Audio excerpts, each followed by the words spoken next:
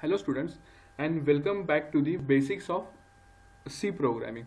As in previous part we have seen the history and importance of C programming, keywords, compiler and interpreter, and linker and library functions. So again we have also seen the the general form of C program. So this is so now in this part we'll move towards the next points or the next things related to the C programming. So as we have seen this general form of C programming in previous section, so in this general form, as we have seen, this one is first part is of global declaration where we can declare global variables, and we can include the header files in this section, in this first global section, right? The next one is this main function. As I said in previous lecture, that C function must have main function, and this is a predefined function, so we have to write this main in this format only, that we cannot write m in capital. Okay, so main function, the name main is in small case only. This is in small case only. This int is a return type. Again, this return type is depends on the returning value of this function. If your main function is returning integer value, then we can write int over here. If it returns character value, then we can write character as a return function or return type of this main function. If this main function returns nothing, then in that case we can write void as a return type of this function. Again, in round bracket we have to write the parameters, right? If there are parameters present, then only we can write these parameters. If parameters are not there, then we can keep it blank, no problem, right? Then whatever statements we have to write under this main function, we have to write that functions, or sorry, that we have to write that statements under these opening closing curly brackets. Okay, so this is about the main function, and similar way we can write n number of functions in one single program. So this is another syntax I have mentioned over here. So here f1 is a function name. As this f1 is user defined function, so we can write any name for this function. Here I have written the f1. Again, before that we have to write the return type. Again, as I said, it depends on the returning value. If you are returning anything, accordingly we have to write the return type of this function. And again, in round bracket we have to mention the parameters, if any. Again, in opening closing curly bracket we have to write the statements, and these statements comes under this function f1. Okay, similarly we can write n number of functions under a single program. So this is about the simple general form of the C program. I have explained the same in previous part, so you can check the previous part for more details. So now let's see one simple example. So here I have directly taken print screen of that Turbo C. So here to print, here to write any program in C, we have to use this Turbo C software. Okay, so here just open the Turbo C software and just click on this file. Okay, when we click on this file, you will get options, that is new and open. Just click on that new tab, you will get this new blank form or new blank window. In that we have to type this window. So here I have already written one program, so just I am going to explain this. So here if we look over here, this part is a global declaration part. Here in this global declaration part, if you look, I have written hash include stdio and conio.h, two statements. What it does, so this is a standard syntax. We have to include the header files in this section. So I have include header files here. So hash include, and in triangular bracket we have to mention the header files that we have to include. So this is a standard syntax. Again we have to follow the same. This .h nothing but it is a extension of header file. So this is a header file stdio, that is standard input output.h, and second one is conio.h, that is console input output.h. So again in this header files, the meaning of this clear screen, printf, get ch is defined. Okay, So clear screen and getch, the meaning of this function or definition of these two function is defined in this conio.h, whereas definition of printf is defined in stdio.h. So when you are going to use this clear screen and getch, we have to use this conio.h header file, or we have to include this conio.h header file. And when we are going to use the printf, we have to use this stdio.h header file. So this is about the header files. Similarly, we have n number of header files. As per the predefined functions, we have to include the header files accordingly. So if we are going to include the if we are going to use the maths related functions, then we have to use we have to include the math.h header file, and so on. If string related functions are there, then we have to use string.h header files, and so on. So n number of header files are there. As per the predefined functions we are using, accordingly we have to include that header files. So this is about the header files. Next, if we look over here, this is a one function I have written. That function is main. Okay, so as I said, at least one function should be there in C program, and that function is nothing but main function. So main, I have to write, this is a predefined function. We have not defined that. So compiler has already defined that function. So we have to follow the syntax that they have mentioned. So in that we have to write main in small case, right? This is a main function. I am not having any parameters for this program, so I have kept this opening closing round bracket blank, and this void is nothing but return type of this function. So from this program I have to return nothing, so I am not going to return any value from this function. So for that I have written void over here. So if so as I mentioned previously, as per the return value we have to mention the return type. So next, whatever statements we have to write that statements in opening closing curly bracket, right? So I have written the opening closing curly bracket, and in that I have written the statements which comes under the main function. So here the first statement I have written is clear screen. So what is use of this clear screen? So clear screen is again predefined function. Its meaning or its definition is included, or it's written in conio.h. So what clear screen does, it simply clears the previous output. So if you are executing n number of programs, and then when you try to execute one program, then in that output window you will also get the output of previous program that you have executed. So if you want only output of current program, then in that case we have to use the clear screen function. It simply clears the output of previous program. Okay, so this is about the clear screen. Now next, so this is a simple program where I have to print the hello. So to print anything on screen, we have to use the printf function. Okay, again it is a predefined function. Its definition or its meaning is defined in stdio.h. So when you are, as I said, when we are going to use this printf function, we have to include stdio.h header file. So this is about printf. So as it is function, we have to use the opening closing round bracket, and in that opening closing round bracket we have to write whatever we have to print. So here I have to print just hello, so I have written that hello in double quotes. Okay, so this is standard syntax that we have to follow. Okay, printf opening closing round bracket, and in that round bracket we have to write anything that we have to print in double quotes. Okay, so it will print simple hello, and after hello we get the getch. Then what is role of getch?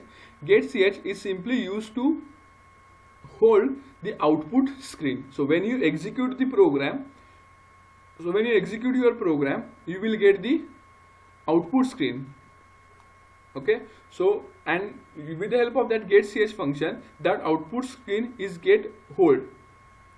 Till what time it get hold? So whenever, so till the time you are not going to press any key, that screen on that output screen you will get. So when you press any key, that output screen get vanished, and you will get this main screen. Okay, so simple. Get ch is used to hold the output screen. That's it. Okay, so this is a simple program where I have to print a simple hello statement. Okay, so this is about the simple program. So once you write the program, just go to file, click on file, and just go to the save option, and in that you just write your name, what you want to give to this program, and just give the extension .c. Here I have given first as a program name, and I have given the extension .c because this is a C program, so I have to give the extension .c. So this is the first .c is my program name. Then after saving, just you have to compile this. So go to this compiler tab, click on compiler tab, and just click on compile option. The program will get compiled, and if any syntactical errors are there, then you will get that syntactical error. If no error is there, then it will give zero error and zero warnings. So after successful compilation, you have to go to this run option, which is exactly aside to the compile. Just go to the run option and click on run. Your program will get executed, right? And you will get the output. So just remember one thing, that in C programming, your each and every statement must end with semicolon.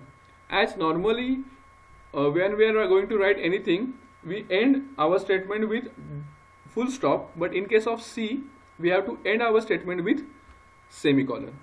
Okay, so here if we look over here, after every statement in curly bracket, it is ended with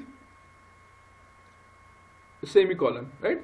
Clear skin, after clear skin I have given the semicolon, then after printf semicolon is there, after get ch semicolon is there. So each and every statement must end with semicolon. If you forget to give semicolon, then for sure you will get an error, that is statement missing semicolon. So in that case, just you have to remember that somewhere semicolon is missing, and you have to give the semicolon accordingly, right? So after the execution of this program, we will get the output. So this is the output. I have shown the outputs window. So here this you will get the hello printed over here. So in this way you will get simple output. Okay, so here no need to go to the window option and explicitly you have to check the output. Just you have to run the program. Because of that get ch, you will get output window automatically. So this is the output hello will get. So this is about the simple program where we are going to print hello on the output screen. Okay, so this is about the simple program, right? So next we will going to check the basic data types available in C programming. So normally, as I have mentioned over here, normally basic 5 fundamental data types are available in C programming. Which are they? So first is character, integer, float, double, and valueless. So these are the basic data types available in C programming. Okay, so what is then short form used in C programming? So for character, we use char as the short form. For integer, int. For floating point, we use float.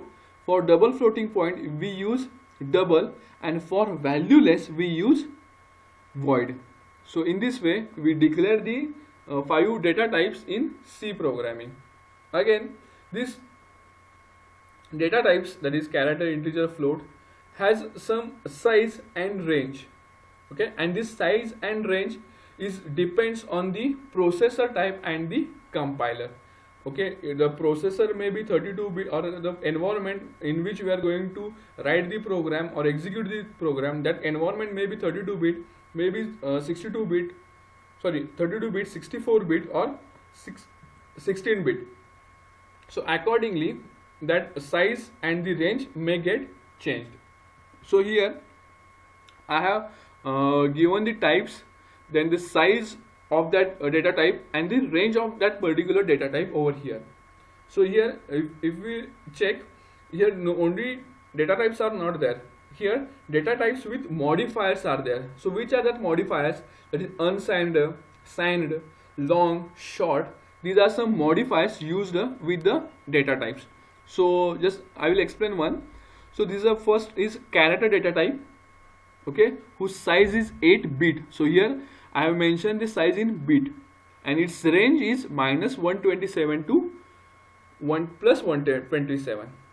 The next one is unsigned character. Again, size is same, it is 8 bit, but its range is vary from 0 to 255. Okay, if you are not going to mention the modifier before the data type, so data type, then by default this data type or that data type is unsigned data type. For example, if you look over here, this in third row I have mentioned signed character whose size is again 8 bit and range is from minus 127 to plus 127, which is similar to this char only. So again, if you look this int and this unsigned int, so in this int the size is 16 or 32. Again, it depends on compiler or the environment in which you are going to use this. So here size of int is 16 or 32 bit and range is minus 32767 to plus 32767. Whereas if we look over here for short int, the size, sorry, for signed is not short, for signed int the size and the range is same as int. So it means that if you are not going to mention the modifier before any data type, then by default that data type is treated as a signed data type. If you want to consider or if you want to use unsigned data type, then you have to explicitly mention that unsigned modifier before that data type. Okay, so accordingly here I have written the data types with their modifiers, with their size and range. So these are about the basic data types. Then let's see about the variables. So what is mean by variable? So here I have given the definition for variable. A variable is a named location in memory that is used to hold the value that can be modified by the program.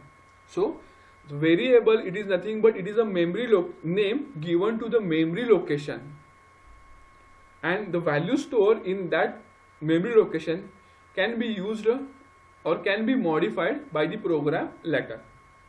So just for now, just consider that variable, it is nothing but name given to the memory location, and that memory location we can store the values, and that values can be modified further. Okay, so this is nothing but variable. So variable, the name itself implies variable, so the value stored in that can be varied. That's why it is called as variable. So we can change the value stored in that variable, so that's why it is called as variable. So before using any variable, so further we are going to use variable, and almost in every program we require variable. So before using that variable, first we have to declare that variable. So then how we are going to declare that variable? So to declare variable, we have to follow one syntax. So here in this red color I have written the syntax to declare variable. What is that syntax? Here I have written first type, then space, and then I have written the variable list. Okay, so what is this type? So this type is nothing but simple data types. Okay, so the type or data type must be a valid data type plus any modifier. Okay, we can use the data type from this chart or this list. It should be valid data it should be valid data type we have to use. Okay, so here type is nothing but data type or valid data type, and the next one is, next we have to give the space, and after that we have to write the variable list. So the variable list may consist one single variable or multiple variables, and that multiple variables must be separated by the commas. Okay, let's see one simple example so you will easily understand. So hope you are this one is visible to you. So here what we have syntax, first type or first data type we have to write, and then we have to write the variable list.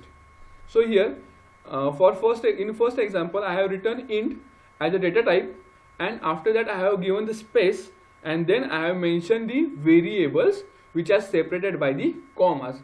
And as I said, every statement must end with semicolon. So here this statement is ended with semicolon,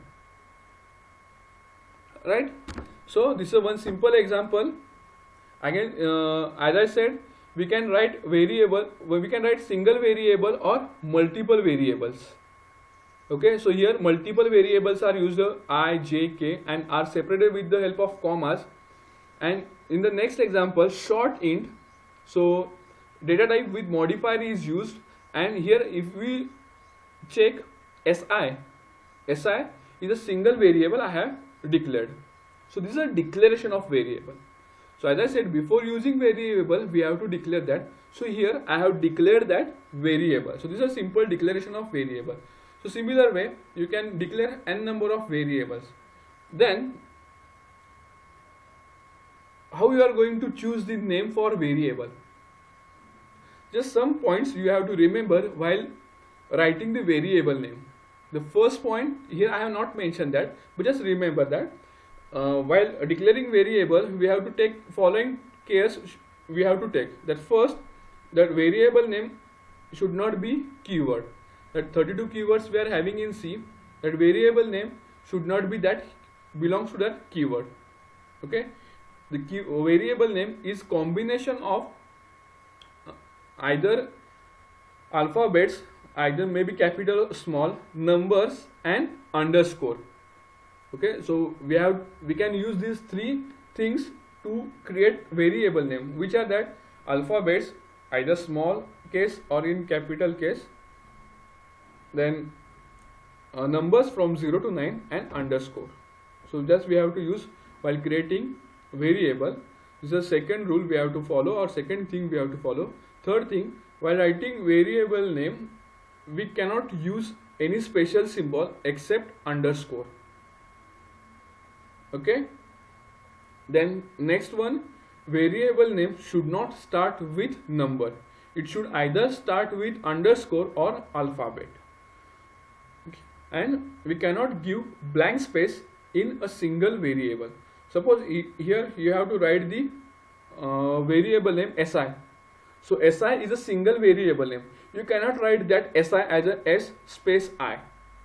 Okay, so we cannot use that blank space in a single variable. So while writing si, you have to write that si continuously. We cannot write blank space in between s and I. Okay, so this thing we have to follow, which are that first, it should not be keyword.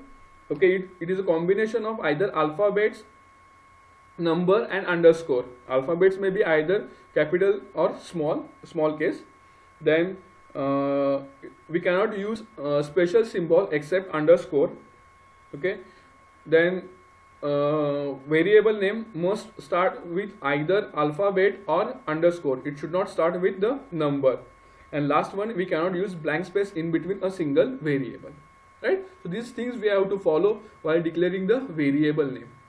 Okay, so where we can declare the variables? So we can declare the variables in three different places. So which are they? First one is inside the function, then in the definition of the function parameters, and outside the function. So in these three places we can declare three variables. So these position are corresponds to local variable. So if we declare variable inside the function, then it is called as local variable. So just go with the color. Inside function, then it is called as local variable. If in the definition of function parameters, then it is called as formal parameters. And if the variables are declared outside the function, then it is called as global variables. Right? So accordingly we have to give the names. So variable declared inside the function, then it is local variable. Outside the function, global variable. In the definition of function parameter, then it is called as formal parameters. So when we are going, okay, so here when we are going to see the function concept, then in that case we will see the concept of formal parameters. So as of now, just remember that this types. Okay, or the places where we can declare the function: inside the function, outside the function, and in the definition of function parameters. And accordingly we have to give, we call them as a local variable, formal variable, and local variable, formal parameters, and global variables. Okay, so next, this is about the variables. So remember that this is just overview we are taking of C. So I am not going to explain the same in depth, just overview we are taking, right? So I'm explaining the concepts in bit faster, right?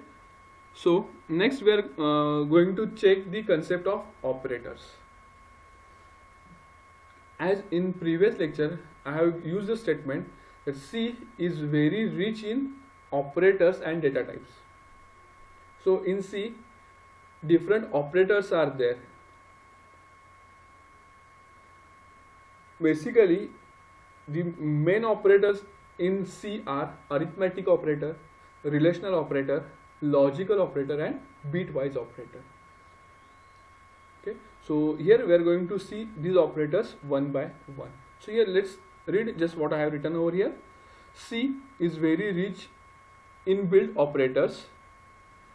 In fact, it places more significance on operators than do most other computer languages. So it places more significance on operators as compared to the other languages. And basic four main classes of operators are there in C. They are arithmetic operator, relational operator, logical operator, and bitwise operator. So let's see these operators one by one. So here I have first operator I have written is assignment operator. So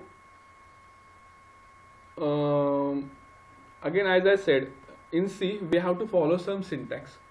So to declare to use this assignment operator, again we have to follow one syntax. That is, first variable name we have to write. Then after variable name we have to write this assignment operator. Normally we call it as a equal to operator. Then but in C it is called as assignment operator, and after assignment operator we have to write this expression. So let's see one simple example so you will understand the concept of assignment operator. So here I have written, so what is this? This is called as int I, j, k. So I, j, k, no doubt I, j and k are the variables and int is data type. But what this statement is called as? This whole statement is called as declaration of variable. So here I have declared three variables I, j, k of type integer. So I, j, k are the variables of type integer, or these are called as integer variables, right? So here I have written I is equals to 90 plus 9, and then I have written the semicolon. So this, just check whether I have followed the correct syntax or not. First I have to write the variable name. So here this is a variable name I. Then I have written the assignment operator. Yes, I have written the assignment operator, and then I have to write the expression 90 plus 9. Okay, so here first the right side of this assignment operator will get executed. That is 90 plus 9 will get executed first. We will get the answer 99, and this 99 will get assigned to this I. Okay, so this 99 will get assigned to this I. That's why this operator is called as assignment operator. So in this way we can use this assignment operator. So next example I have written I is equals to j is equals to k is equals to 199. What it means? So here I have assigned one single value to multiple variables, multiple assignment here I have done. So this 199 is assigned to I, j and k. So in this way also we can use this assignment operator. Okay, so this you have already know all these things. Okay, so this is about the assignment operator. Next we'll see the arithmetic operators. So here just I have mentioned the operators. First one is subtraction operator, or it is also called as unary minus operator. The next one plus sign, additional operator. Then multiplication, we have to use the asterisk sign, which is used for multiplication, or you can also call it star sign for multiplication, then slash for division. Then next one is modulus operator. Okay, the percentage symbol over here. What that modulus operator does, suppose I have written 3 mod 2. This modulus operator is also called as mod operator. That if I write 3 mod 2, 3, then mod symbol, then 2, what output I will get? Okay, this modulus operator simply returns the remainder. If we divide 3 by 2, then we get remainder as a 1. So the output of this 3 mod 2 will get as a 1, because this modulus operator gives the remainder. Okay, so if I write another expression, 11 mod 3, 11 mod 3, what remainder will get? 3 into 3, 9. So 9 will get, 9 minus 11 will get remainder 2. Okay, so 11 mod 3 will get output 2. So this modulus operator simply gives the remainder. Okay, so next is decrement and increment operator. So this decrement, here we have used 2 unary minus sign. So I have not given the space, so it looks like a simple one single dash, but actually these are 2 subtraction signs. Similarly, in increment, if you see 2 plus operators are there, similarly 2 minus operators are there in decrement. So what this increment and decrement operator does, so this increment and decrement operator, we'll check one by one. What this decrement operator does? This decrement operator will decrease the value of variable by 1. Remember, it decreases the value of that variable on which it is used by 1. So simple, decrement operator is used to decrease the value of that variable by 1, and exactly opposite to the decrement, increment operator is there. It increases the value of that variable by 1. Okay, so this is about the increment and decrement operator. It is simply used to increase or decrease the value of variable by 1 only. Okay, so this is about the arithmetic operator. The next operator, that is relational and logical operator. Okay, so this relational operator we have already studied. Okay, so first the symbols and their meaning I have mentioned over here. First one is greater than operator. Next one is greater than equal to operator. Remember that as we pronounce greater than equal to, accordingly we have to use the symbols. First greater than equal to, then first we have to use the greater than sign, and then we have to use the equal to. This is called as greater than equal to. Then less than equal to. The next one is equal to. Okay, this is called as equal to operator. Initially we have seen the assignment operator, single this. If you use this single time, then it is called as assignment operator, and if you use this twice, then it is called as equal to operator, which is used to compare two variables or two expressions. Just we have to compare this. We use, and next one is not equal to exclamatory mark and that equal to sign or assignment sign. It is called as not equal to. Again, they are used for comparison purpose, to check the relation whether they are equal and not equal, or less than, greater than, same, and so on. So this is about the relational operators. Just I am explaining the symbol and their meaning. Next one, it is a logical operators.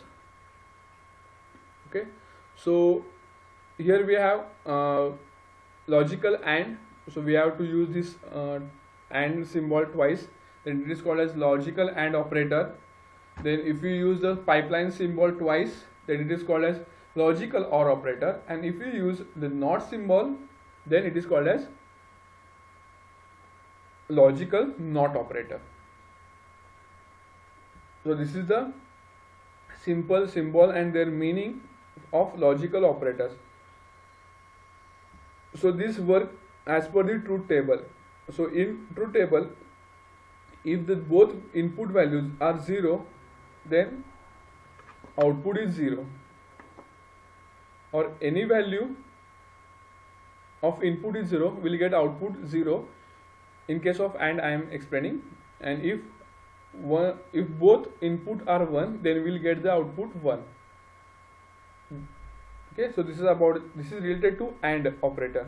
Okay, similarly we have to follow the truth table related to OR and NOT. So this is about the logical operators. Next one is bitwise operator. Okay, so this is if we use a single AND operator, then it is called as bitwise AND. Okay, not logical AND. In logical AND and logical OR, we use the AND and pipeline symbol twice. But in case of bitwise, we have used the symbol only once. So this is a logical AND. This is a single pipeline symbol. It is for logical OR. This one is XOR operator. This tilde sign is one's complement. Then this twice greater than symbol is for a right shift, and less than symbol, if you have used it twice, then it is called as left shift operator. Why it is called as bitwise operator? When we use these operators that operates on the beat, that's why it is called as bitwise operator. Okay, so these are some basic operators over here: assignment operator, arithmetic operator, relational and logical operators, bitwise operator. Here I am not going to explain this with the example because you have already studied. Just we are taking the revision of this. I am considering that you know the C. Okay, so just I am taking the revision of that. So this is a bitwise operator, and next one is that question mark operator. Normally it is called as ternary operator. Okay, so how does ternary operator works? So for that ternary operator, we have to follow one syntax. What is the syntax? This one is syntax. I have highlighted with the help of red color. Expression 1, then question mark we have to use, then expression 2. After that expression 2, colon is used. Expression 2, colon, expression 3, and then semicolon. Okay, so this syntax: expression 1, question mark, expression 2, colon, expression 3, and semicolon. This particular operator is called as ternary operator. Then how this operator works? Okay, so here first expression 1 is get evaluated. Expression 1 is get evaluated.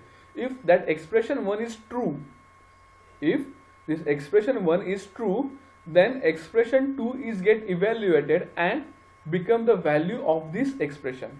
Okay, so if this expression 1, after execution of this expression 1, if the answer of this is true, then this expression 2 is get evaluated, and whatever answer will get is become the value of that expression.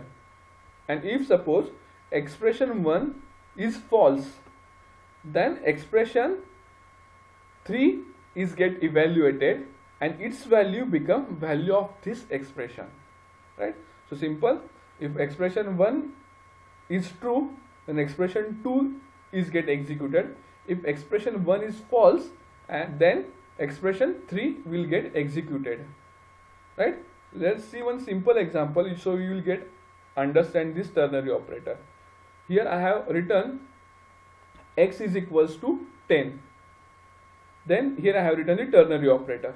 Okay, so just consider this expression which is written at the right side of this assignment operator, that is x is greater than 9, question mark, 100, 200, 100 colon 200. So as I said, this is a ternary operator. Okay, from x onwards this is a ternary operator.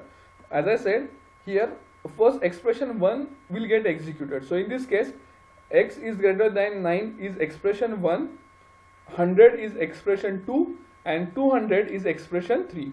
So here first expression 1 will get executed. So what is that expression 1? X is greater than 9. So here value of x is 10. So is x is greater than 9? That is 10 is greater than 9. Yes, 10 is greater than 9. So the value or the answer of this expression 1 is true. So if expression 1 is true, then expression 2 will get evaluated. So here I have not given the expression, so here only simple value is there.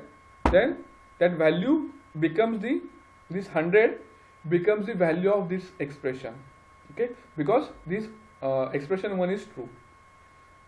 Okay, so okay, the value of this y becomes 100 because this expression, first expression, is true. Okay, so just simple, I will explain the same again. It will execute the expression 1 first. The value of x is 10, so this expression 1 becomes 10 is greater than 9. Whether it is true or false, 10 is greater than 9, this statement is true. As this 10 is greater than 9 is true, it will execute the expression 2. In this case 100 is our expression 2, so 100 will get executed, and that 100 becomes the value of the whole expression. That is, this 100 will get assigned to y. So the value of y becomes 100. If suppose the value of x we considered as a 5, then in that case, if we consider value of x is 5, then in that case the first expression, that is expression 1, becomes false, and as it becomes false, expression 3 will get executed and 200 will get assigned to y. Okay, so this is that simple thing is there. So this is about the operators or ternary operator. So in operator we have studied, or we have taken quick review of assignment operator, arithmetic operators, relational and logical operators, bitwise operator, and ternary operator. Okay, so just ternary operator, remember, if expression 1 is true, then expression 2 will get executed. If expression 1 is false, then expression 3 will get executed. Okay, so this is about the operators. So in next lecture we will see the concept of if else, nested if else, and loop system. Okay, so that's all for now. We'll see the next concept in the next part. Okay, thank you.